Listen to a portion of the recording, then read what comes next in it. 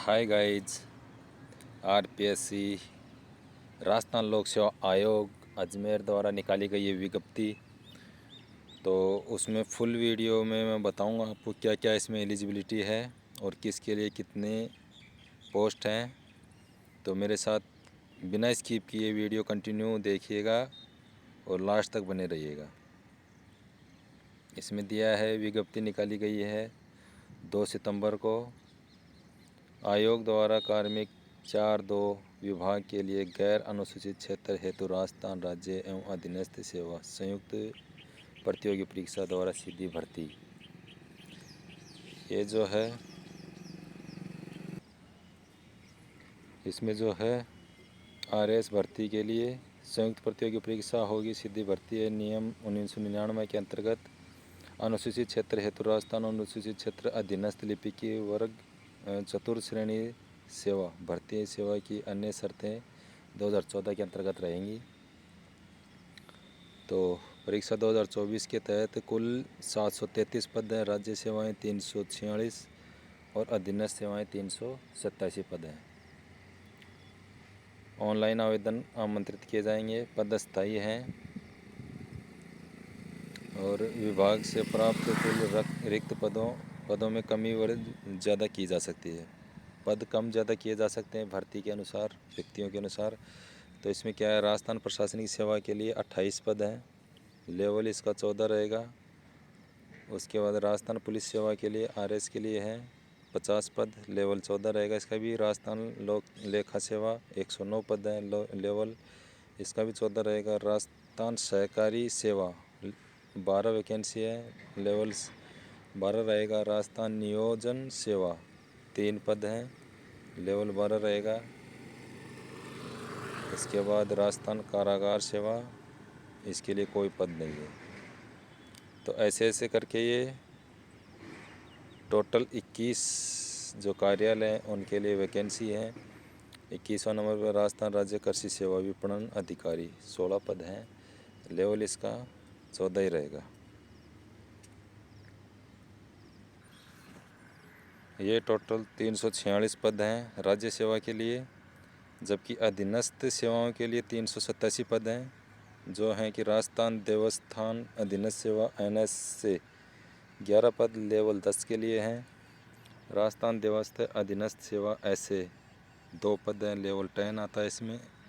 राजस्थान सहकारी अधिनियम अधीनस्थ सेवा एनएसए 41 पद हैं, लेवल 10 में आएगा। राजस्थान सहकारिता अधीनस्थ सेवा ऐसे A2 2 पद हैं, जो लेवल 10 में आएगा। राजस्थान तहसीलदार सेवा एनएसए 166 पद, लेवल 11 में आएगा। इसके बाद राजस्थान तहसीलदार सेवा ऐसे 12 पद हैं, लेवल 11 में आएगा। राजस्थान आबकारी अधीनस्थ सेवा, इसका कोई पद नहीं है, ये जबकि लेवल 10 में आता है। तो राजस्थान खाद्य और नागरिक रसद अधीनस्थ सेवा एनएसए 17 पद हैं, लेवल 10 में आएगा।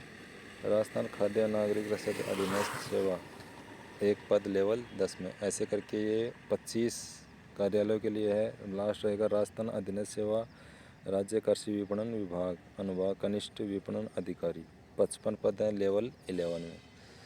तो इस प्रकार से हैं।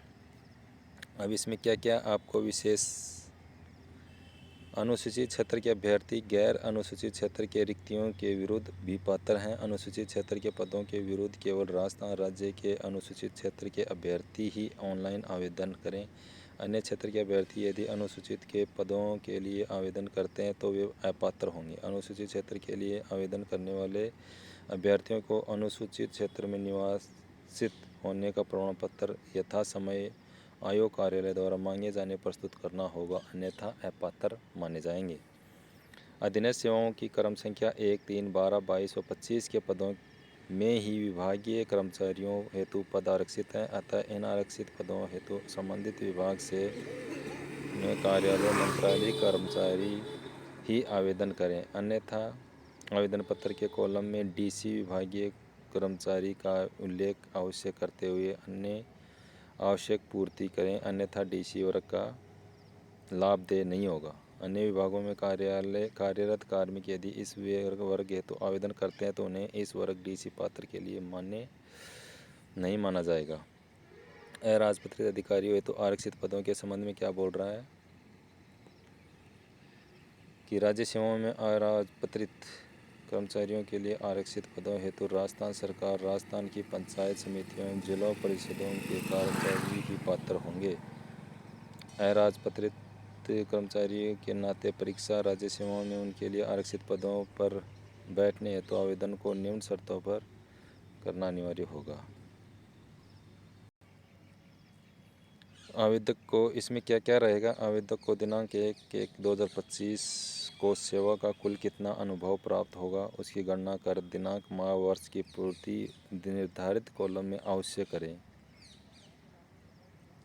अधीनस्थ सेवा के मंत्रालय कार्मिक डीसी व एनजीई होते हैं। डीसी के रूप में आवेदन करने के साथ ही एनजीई वर्ग के लिए आवेदन करने एनजीई वर्ग का लाभ देय होगा, अर्थात इस प्रकार के आवेदन डीसी और एनजीई वर्ग में आवेदन कर सकते हैं। नोट कार्मिक कै 2 विभाग की अधिसूचना दिनांक 17/1/13 के अनुसार किसी वर्ग विशेष में सीधी भर्ती के लिए अनुसूचित जातियों या यथास्थित अनुसूचित जनजातियों एवं कार्मिक कै 2 के विभाग के अधिसूचना दिनांक 28/7/2023 के अनुसार किसी वर्ष विशेष में सीधी भर्ती के लिए पिछड़े वर्गों और यथास्थिति अति पिछड़े वर्गों के पात्र तथा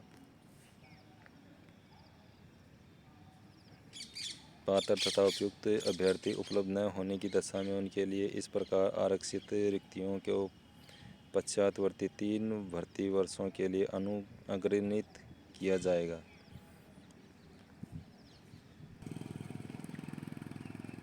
3 भर्ती वर्षों की समाप्ति के पश्चात ऐसे अग्रणित की गई रिक्तियां सामान्य प्रक्रिया के अनुसार भरी जाएंगी। अगर 3 साल में वो भर्तियां SC/ST की नहीं भरी जाती है तो उन्हें सामान्य कर दी जाती हैं। 3 साल के बाद 3 बार एक बार चांस दिया जाता है। अगर उसमें वो नहीं भरा जाता तो फिर सामान्य वर्ग को ये दे दी जाती है। राजस्थान राज्य के आर्थिक रूप से कमजोर वर्ग EWS के लिए आरक्षित पदों हेतु पात्र उपयुक्त अभ्यर्थी उपलब्ध नहीं होने पर इन पदों के नियमानुसार सामान्य प्रक्रिया से भरा जाएगा। किसी वर्ष विशेष में या तो विधवा या विच्छिन्न, विवाह, परित्याग, तलाकशुदा महिलाओं में से किसी में पात्र और उपयुक्त अभ्यर्थी के उपलब्ध, मतलब ये अलग अलग दे रखा है कि जो नहीं होंगे तो उनको सामान्य वर्ग से भरा जाएगा। अलग अलग कैटेगरी वाइज ये वैकेंसी निकाली गई हैं। तो 8 नंबर पॉइंट में क्या बोला? कार्मिक विभाग की अधिसूचना दिनांक 15/3/13 और 21/11/19 के अनुसार ही उत्कृष्ट खिलाड़ी की पात्रता रखने वाले अभ्यर्थियों को आरक्षण का लाभ देय होगा।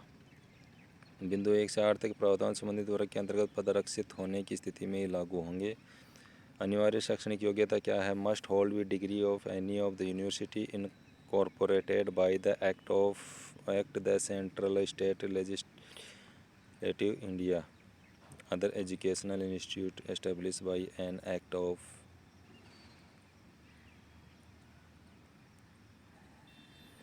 Parliament or declared to be deemed as a university under Section 3 of the University Grant Commission Act 1956 or possess on equivalent qualification recognized by the government in consultation with the commissions। अभ्यर्थी को वांछित शैक्षणिक अर्हता, शैक्षणिक योग्यता, अनुभव व आयु इत्यादि होने पर ही ऑनलाइन आवेदन करना चाहिए। तथापि आयोग द्वारा अभ्यर्थी को ऑनलाइन आवेदन पत्र की अनुमति, संशोधन तिथि तथा ऑनलाइन आवेदन पत्र को प्रत्याहृत विड्रॉल करने की विकल्प उपलब्ध होगा।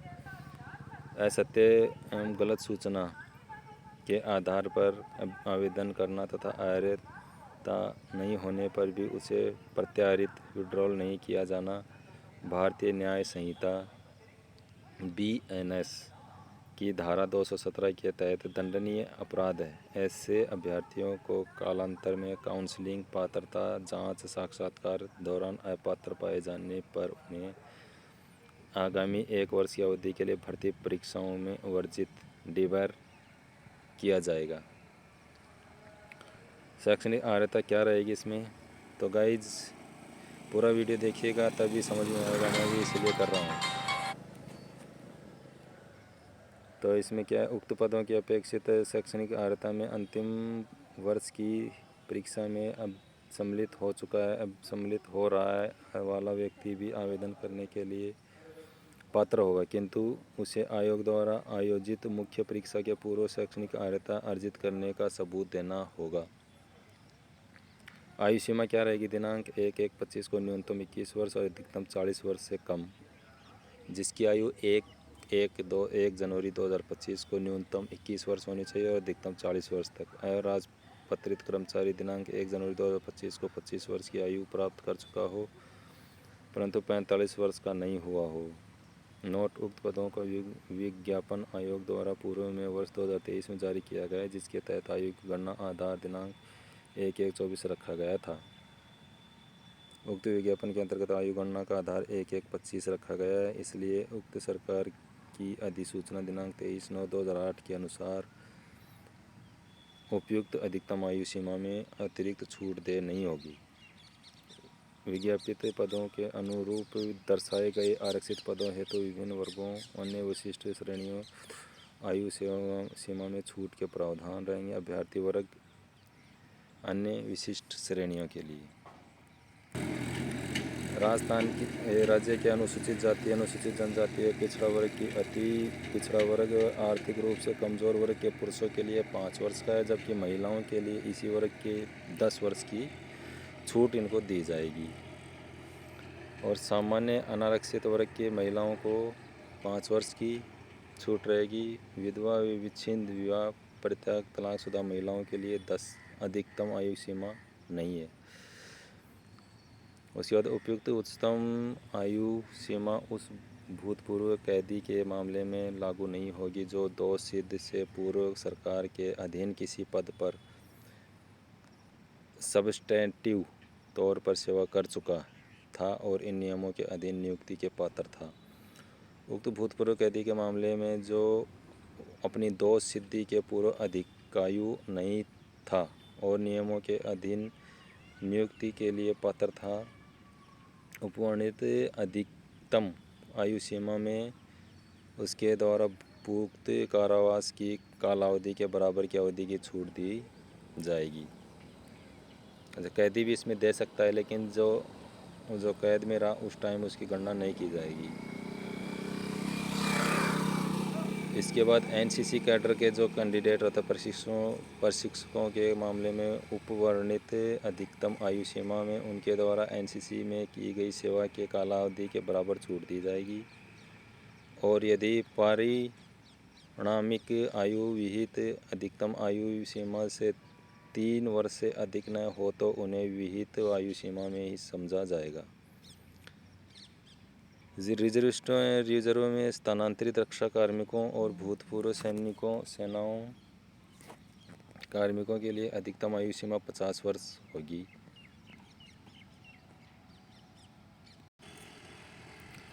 तो ये इस प्रकार आयु की गणना की जाएगी। हम ज़्यादा इसको नहीं बताऊंगा क्योंकि वीडियो काफ़ी लेंथी हो जाएगा। इसमें उपरोक्त वर्णित आयु सीमा में छूट के बिंदु 1 से 13 तक के प्रावधान असंशय नॉन कम्युलेटिव हैं। इसके बाद मैं मेन पॉइंट पे आता हूँ। चयन प्रक्रिया क्या रहेगी? अभ्यर्थियों का चयन प्रक्रिया क्या है? कि अभ्यर्थियों का चयन प्रतियोगी परीक्षाएं साक्षात्कार के माध्यम से किया जाएगा। आवश्यकता पड़ने पर आयोग द्वारा उत्तर पत्रक पुस्तिका के मूल्यांकन में स्केलिंग, मैड्रेशन, नॉर्मलाइजेशन, सामान्यीकरण पद्धति के अपनाया जा सकेगा। संबंधित सेवा नियम के नियम 17 के अनुसार आयोग द्वारा उपयुक्त पाए गए अभ्यर्थियों के नाम राज्य सरकार नियुक्ति प्राधिकारी को अनुशंसित किए जाएंगे, जो योग्य मेरिट क्रम में व्यवस्थित होंगे। परीक्षा का स्थान एवं माह परीक्षा का स्थान तिथि संबंध में यथासमय सूचित किया जाएगा। परीक्षा का भी टाइम डिसाइड नहीं हुआ है, जब होगा तो समय और स्थान बताया जाएगा। परीक्षा योजना व पाठ्यक्रम क्या रहेगा? प्रारंभिक परीक्षा रहेगी ऑनलाइन, ऑफलाइन ली जाएगी। यह भी डिसाइड नहीं है कि ऑनलाइन होगी ऑफलाइन होगी। प्रारंभिक परीक्षा के सभी प्रश्न वस्तुनिष्ठ प्रकार के होंगे, ऑब्जेक्टिव टाइप के सभी क्वेश्चन रहेंगे। मुख्य परीक्षा वर्णनात्मक रूप से ली जाएगी। अतिरिक्त पाठ्यक्रम आयोग की वेबसाइट पर पाठ्य पृथक के जारी किए जाएंगे। आवेदन की तिथि 19/9/2024, मतलब आज से ये स्टार्ट हो चुका है और 18/10/2024 लास्ट डेट रहेगा 12 बजे तक। आवेदन की प्रक्रिया क्या रहेगी? उक्त पद हेतु ऑनलाइन आवेदन भरने से पूर्व सर्वप्रथम अभ्यर्थी को क्या करना होगा? आयोग की वेबसाइट पे जाना है। वेबसाइट रहेगी rpsc.rajasthan.gov.in पर उपलब्ध सभी दिशा निर्देशों को पढ़ लेना है। उसके अनुसार आयोग की वेबसाइट पर उपलब्ध अभ्यर्थियों के लिए दिशा निर्देश विज्ञापन की भाग हिस्सा मैं तकरीबन बता दिया हूँ। इसमें आपको एक SSO ID बनाना पड़ता है। SSO ID के लिए आपको sso.rajasthan.gov.in पे लॉगिन करना होगा। सिटीजन ऐप G2C में उपलब्ध रिक्रूटमेंट पोर्टल का चयन कर वन टाइम रजिस्ट्रेशन करना होगा। प्रथम बार वन टाइम रजिस्ट्रेशन करने के उपरांत आपसे नाम, पिता का नाम, जन्म तिथि, लिंग, शैक्षणिक समकक्ष परीक्षा, Aadhaar card, PAN card, voter card, driving licence ID में से किसी एक ID प्रूफ के विवरण के अनुसार डॉक्यूमेंट्स अपलोड करना अनिवार्य है।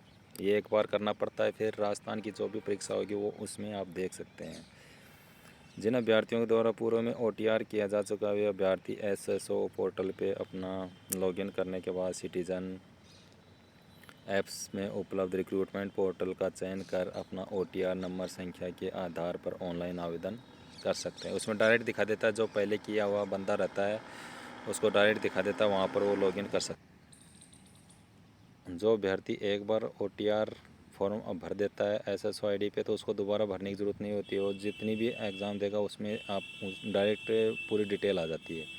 अभ्यर्थी द्वारा वन टाइम रजिस्ट्रेशन करने के पश्चात OTR प्रोफाइल में स्वयं के नाम, पिता के नाम, जन्म तिथि, लिंग, शैक्षणिक समकक्ष परीक्षा का विवरण, Aadhaar card, PAN card, voter ID, driving licence ID विवरण में किसी भी प्रकार का संशोधन किया जाना संभव नहीं होगा।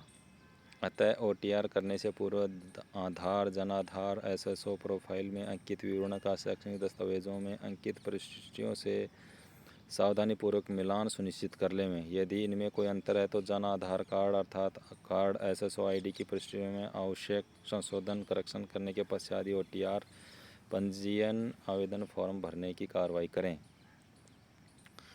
ऑनलाइन आवेदन पत्र भरने से पूर्व अभ्यर्थी अपने आधार कार्ड में दर्ज प्रविष्टियाँ एवं स्वयं का नाम, पिता का नाम, जन्म तिथि, लिंग को जांच परख लें, क्योंकि OTR रजिस्ट्रेशन में सूचना स्वयंतः प्राप्त कर ली जाती है। यदि आधार कार्ड में लगी हुई फ़ोटो 3 वर्ष या उससे अधिक पुरानी है तो ऑनलाइन आवेदन करने से पूर्व आधार कार्ड त्रुटिवश त्रुटिपूर्ण प्रविष्टि का फ़ोटो को अपडेट कर लें ताकि सही सूचना आवेदन पत्र में दर्ज हो सके तथा परीक्षा आयोजन के समय प्रवेश पत्र में प्रिंट फ़ोटो का मिलान आधार कार्ड में लगी हुई फ़ोटो से किया जा सके।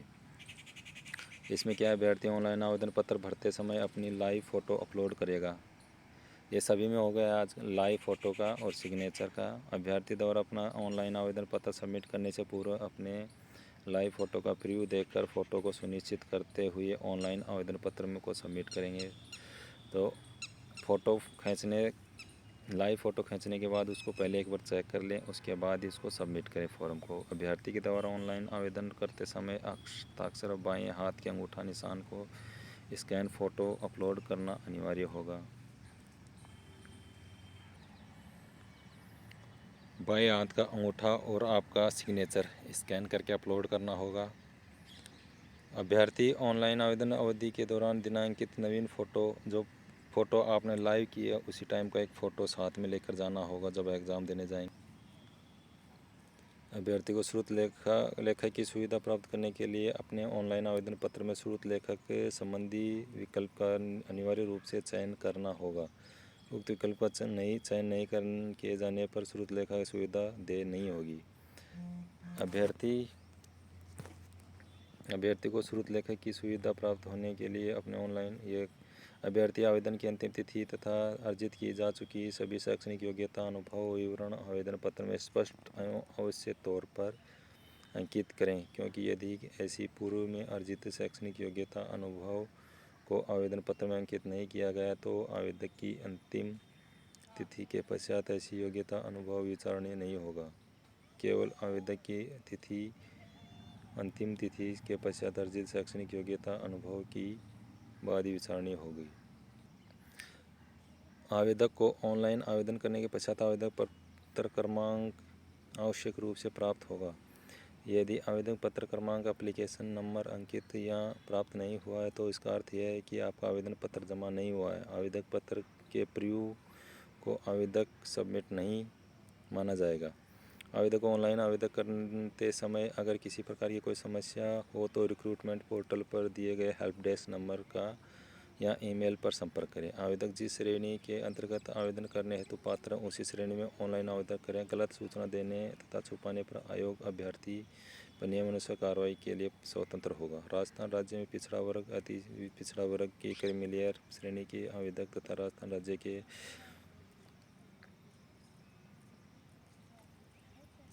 विभिन्न राज्यों की अनुसूचित जाति जनजाति यानी पिछड़ा वर्ग, क्रीमिलेयर और नॉन क्रीमिलेयर आर्थिक रूप से कमजोर वर्गों के आवेदन वर्ग अंतर्गत आते हैं। सामान्य वर्ग में अंतर्गत करना होगा। जब फॉर्म पूर्ण रूप से सबमिट कर दिया जाता है तो उस टाइम एक हार्ड कॉपी प्रिंट ज़रूर निकाल लें और किसी भी प्रकार की एग्ज़ाम की सूचना रहेगी वो इस साइट पे दी जाएगी। राजस्थान पोर्टल वाली जो साइट बताई गई है उसी पे एग्ज़ाम की डेट और आपका जो एग्ज़ाम हॉल का लेटर है वो भी उसी पर डायरेक्ट अपलोड किया जाएगा, ऑफलाइन नहीं दिया जाएगा। आयोग द्वारा अभ्यर्थी को नियम प्रक्रिया अनुसार ऑनलाइन आवेदन पत्र भरने के पश्चात किसी भी परिस्थिति में किसी भी प्रकार का कोई ऑनलाइन या ऑफलाइन हाथ से भरा हुआ आवेदन पत्र स्वीकार नहीं किया जाएगा। किसी प्रकार के ऑफलाइन पत्राचार स्वीकार्य नहीं होगा। ऑनलाइन आवेदन पत्र में संशोधित संबंधी सूचना क्या रहेगी? ऑनलाइन आवेदन सबमिट किए जाने के पश्चात यदि आवेदक को किसी प्रकार की त्रुटि का पता लगता है तो अभ्यर्थी ऑनलाइन आवेदन में OTR प्रोफाइल में दर्शाए गए स्वयं के नाम, पिता नाम, जन्मतिथि, लिंग अतिरिक्त अन्य त्रुटि संशोधित निम्नानुसार कर सकता है। यदि कोई अभ्यर्थी अपना ऑनलाइन आवेदन पत्र में संशोधन करना चाहता है तो आवेदन की अवधि के दौरान एवं आवेदन की अंतिम तिथि के पश्चात 10 दिवस के भीतर निर्धारित शुल्क 500 रुपये का आवेदन ऑनलाइन भुगतान कर आवेदन पत्र में ऑनलाइन संशोधन आयोग की वेबसाइट https://rpsc.rajasthan.gov.in पर उपलब्ध दिशा निर्देशों के अनुसार कर सकता है। इसके पश्चात किसी प्रकार का संशोधन परिवर्तनीय स्वीकार्य नहीं किया जाएगा। ऐसी किसी त्रुटि का संपूर्ण दायित्व अभ्यर्थी का ही होगा। आयोग द्वारा प्रथम घोषित परीक्षा आयोजन की तिथि से 60 दिवस पूर्व 7 दिन के लिए ऑनलाइन एडिट हेतु विकल्प खोला जाएगा, जिसके पश्चात अभ्यर्थी के फोटो, नाम, पिता का नाम, जन्मतिथि, लिंग अतिरिक्त अन्य संशोधन किए जा सकते हैं। नोट: विच्छेद व तलाक पीड़िता महिला ऑनलाइन आवेदन की अंतिम तिथि के न्यायालय के द्वारा पारित विच्छेद विवाह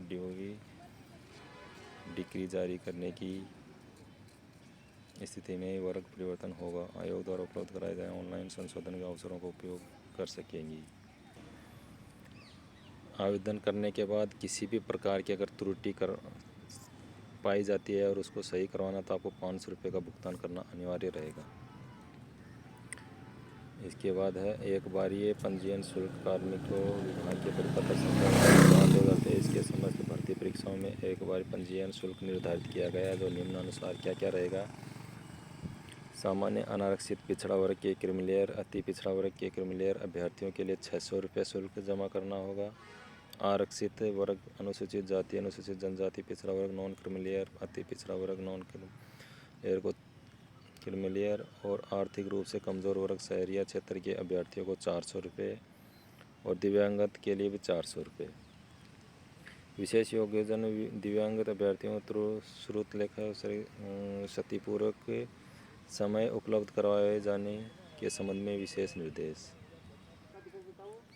विशेष रूप से डिसेबल विषय ये इनके लिए एक अलग से दिया गया है, जिसमें 5 पॉइंट हैं। कोई 40% या 40% से अधिक निशक्तता की दृष्टिबाधित, ब्लाइंडनेस, मोटर डिसेबिलिटी, दोनों हाथ की निशक्तता, both arms and cerebral palsy श्रेणी वाले अभ्यर्थियों द्वारा चाहने पर दिव्यांगता का चिकित्सा प्रमाण पत्र ये उपलब्ध करवाना होगा कार्मिक को। फिर चलते हैं नेक्स्ट, परीक्षा का शेड्यूल क्या क्या रहेगा, एग्ज़ाम में क्या क्या पूछा जाता है। एग्ज़ाम का शेड्यूल क्या रहेगा, एग्ज़ाम 2 पारियों में होगा। पहले प्रिलिमिनरी एग्ज़ाम रहेगा, फिर मेन एग्ज़ाम रहेगा। प्रिलिमिनरी एग्ज़ाम जनरल नॉलेज का और जनरल साइंस का रहेगा, जो कि 200 मार्क्स का रहेगा और 3 आवर्स का रहेगा। जो प्रिलिमिनरी एग्ज़ाम क्लियर कर लेगा उसी कार्मिक को नेक्स्ट मेन एग्ज़ाम के लिए एलिजिबल रहेगा।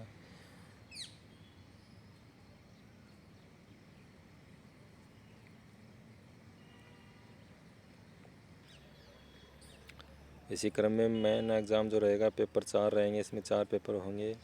Paper 1 general studies 1 number 200 marks का, जनरल स्टडी 200 मार्क्स का, general study paper number 3 200 marks का, जनरल हिंदी एंड इंग्लिश ये रहेगा 200 मार्क्स का। टोटल रहेगा 800 मार्क्स। इसमें कम से कम भी हर पेपर में इक्वल 15% मार्क्स लाना कंपलसरी है। पर्सनैलिटी व्यू वाइवा एग्ज़ाम ये इंटरव्यू जो रहेगा, candidate who we obtain to choose minimum qualification marks main examination fix to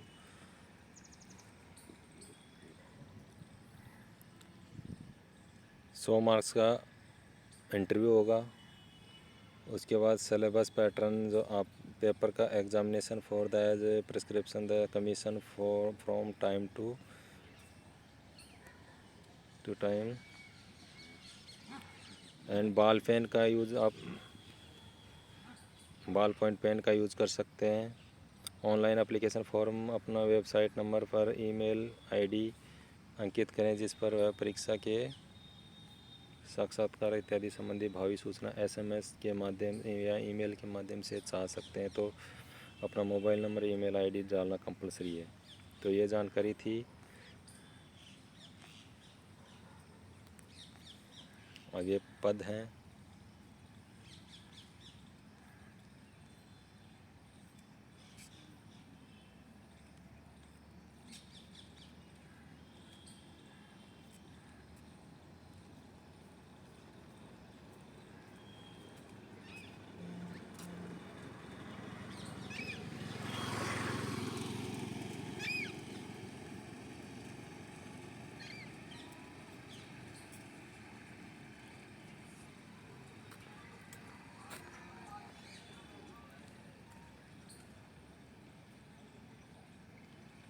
इसके बाद एक कैटेगराइज पद थे। इसके बाद आपको कहाँ जाना होगा, अगर राजस्थान की साइट नहीं खुल रही तो आपको क्या करना है, सरकारी रिजल्ट .com पे जाना है। ये सरकारी रिजल्ट .com मैंने ओपन कर लिया है।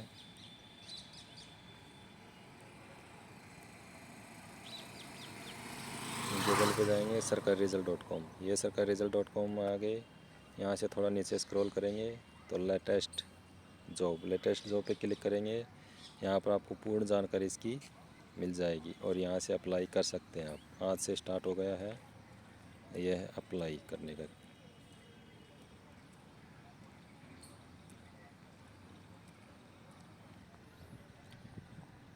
यहाँ पर इसमें अपने SSO ID डालेंगे, पासवर्ड डालेंगे, कैप्चा डालेंगे और लॉगिन कर लेंगे। लॉगिन करने के बाद एक रिक्रूटमेंट का पोर्टल आता है। अगर पहले से किए हुए कार्मिक हैं और नए हैं तो उनको पहले ये SSO ID बनाना पड़ेगा। यहाँ नीचे दिया गया आई हैव फॉरगॉट पासवर्ड और क्लिक हेयर। ये ऐसे अपना रजिस्ट्रेशन यहाँ पर न्यू जो है वो अपना रजिस्ट्रेशन कर सकते हैं। इसमें अपनी पूरी डिटेल फिलअप करेंगे, सिटीज़न रजिस्ट्रेशन, उसके बाद सिटीज़न में अपनी पूरी डिटेल इसमें फ़िलअप करेंगे। उसके बाद गूगल से जा सकते हैं, जन आधार से जाएंगे, अपनी पूरी डिटेल यहाँ जन आधार नंबर डालेंगे तो उनका पूरा डिटेल बायोडाटा यहाँ निकल के आ जाएगा। अगर कोई जानकारी चाहिए तो मुझे कमेंट करके बताइएगा, मैं उसके बारे में आपको पूरा सजेस्ट करूँगा। ओके गाइज, अगर वीडियो अच्छा लगे तो लाइक शेयर सब्सक्राइब ज़रूर कीजिएगा और शेयर कीजिएगा। जो कार्मिक आरपीएससी की जो तैयारी कर रहे हैं, आरएस की तैयारी कर रहे हैं, उनके लिए बहुत ही अच्छा वीडियो है। तो लाइक शेयर सब्सक्राइब जरूर कीजिए। Bye guys.